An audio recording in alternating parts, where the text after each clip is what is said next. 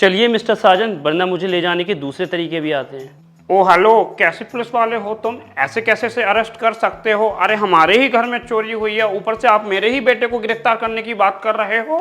माता जी, आपने अपने बेटे से ये नहीं पूछा कि वो 20 लाख इसके पास कहाँ से आए थे? कोई बात नहीं, चलिए मैं बता देता हूँ।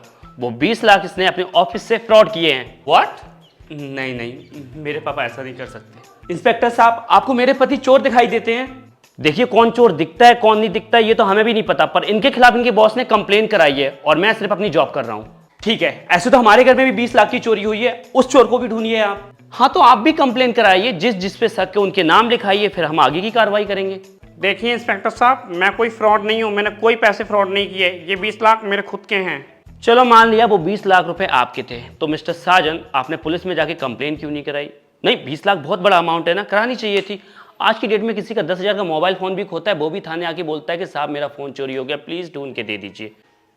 और इत्तेफाक देखो, इनके ऑफिस में 20 लाख रुपए का फ्रॉड हुआ है और मिस्टर साजन के पास 20 लाख रुपए पता नहीं कहां से आ गए, और आज ये ऑफिस भी नहीं गए हैं। ऐसे तमाम सबूत हैं जो आपकी तरफ इशारा करते हैं मिस्टर साजन। हाँ पापा, मैंने भी बोला था ना आपको कि हमें पुलिस के पास जाना चाहिए, इसीलिए आप कंप्लेन कराने से डर रहे थे। ए, तो माँ बेटे भी मेरे बेटे पे शक कर रहे हो, पर मुझे अपने बेटे पे पूरा भरोसा है, वो कोई ऐसा वैसा काम कर ही नहीं सकता। मिस्टर साजन चलिए, वरना आपको मैं धक्के मार के लेके जाऊंगा। इसकी जरूरत नहीं पड़ेगी, मैं खुद चलता हूँ, चलिए।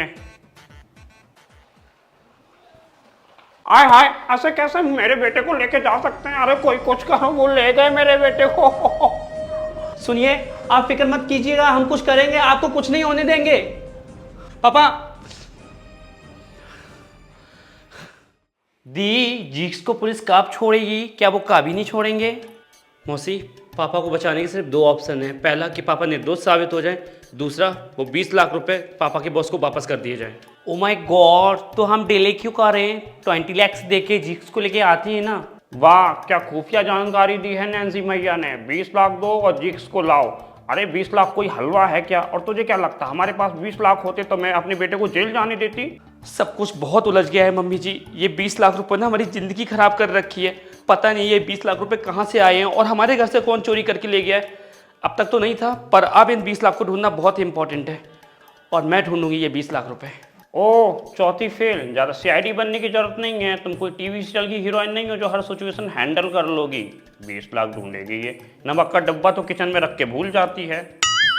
मम्मी, दादी, मेरा एक दोस्त है, उसके पापा की जान पहचान पुलिस स्टेशन में है, मैं कॉल करता हूँ, शायद कुछ हो जाए। हाँ तू कर। ओह नैन्सी मैया, तुम्हारे इतने भक्त हैं, उनमें से कोई तगड़ी पार्टी का नहीं पटाया? व्हाट?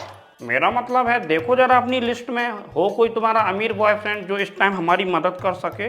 आंटी प्लीज, मुझे मेरे सेल्फ रिस्पेक्ट बहुत प्यारे है और वो मैं नहीं खोना चाहती, तो मैं ऐसा वैसे कुछ नहीं करती।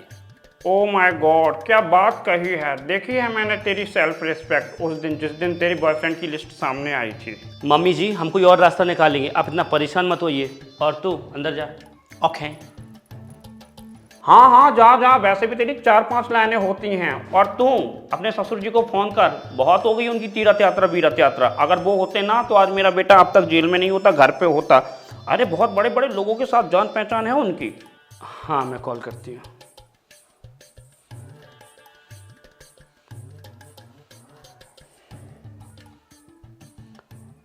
मम्मी जी, पापा जी का नंबर नहीं लग रहा है, नॉट रीचेबल आ रहा है। बहुत बुरा हुआ भाभी, बहुत बुरा हुआ। अरे क्यों रो रही है इतना? तेरी बेटी भाग गई, मैं तो पहले ही कह रही थी थोड़ा लगाम लगाओ, उस पर बहुत ढील दे रखी है। नहीं नहीं, मेरी बेटी नहीं भागी। तो तेरे पति का चक्कर किसी और से चल गया होगा। यही होता है जब बीवी अपने पति को छोड़ के पूरे मोहल्ले पे ध्यान दे। नहीं नहीं, बात ये भी नहीं है। तो पहले बात बता फिर रो, हमें कंफ्यूज मत कर। हाँ सुषमा बहन, पहले बात बताइए, बात क्या है?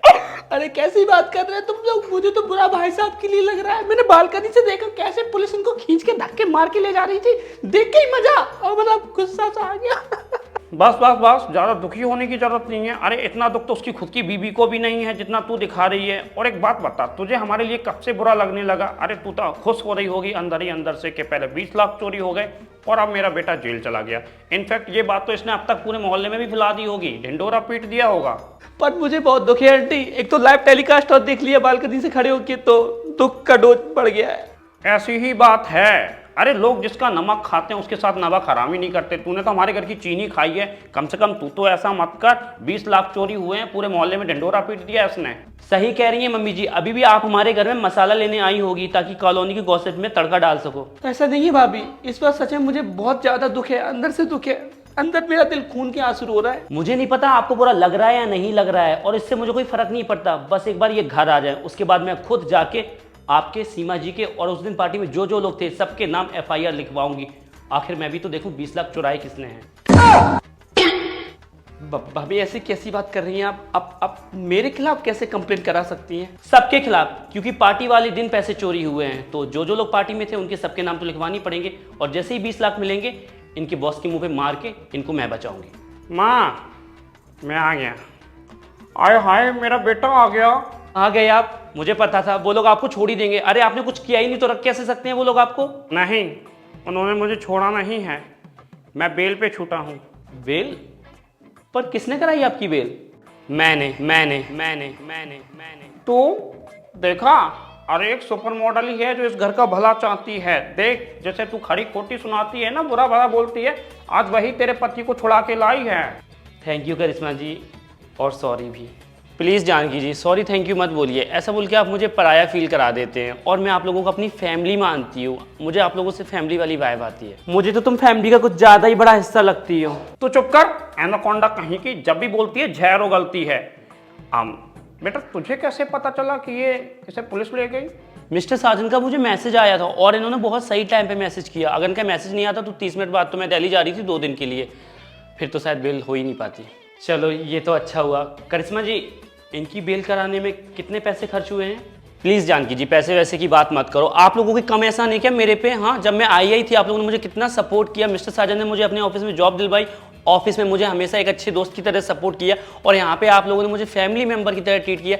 एंड मिस्टर साजन हमेशा मेरे घर में कुछ भी खराब हुआ है तो फ्री के इलेक्ट्रीशियन बन के मेरे साथ रहे हैं हमेशा। इसे कहते हैं सच्ची मोहब्बत। आशिक जेल में गया, सेटिंग छुड़ा के ले आई। ए नागिन, निकल यहाँ से, इससे पहले मैं तेरा फन पकड़ के तेरा जहर निकाल दूं। निकल। भगवान का लाख लाख शुक्र है, सब कुछ ठीक हो गया, सब कुछ सुलझ गया।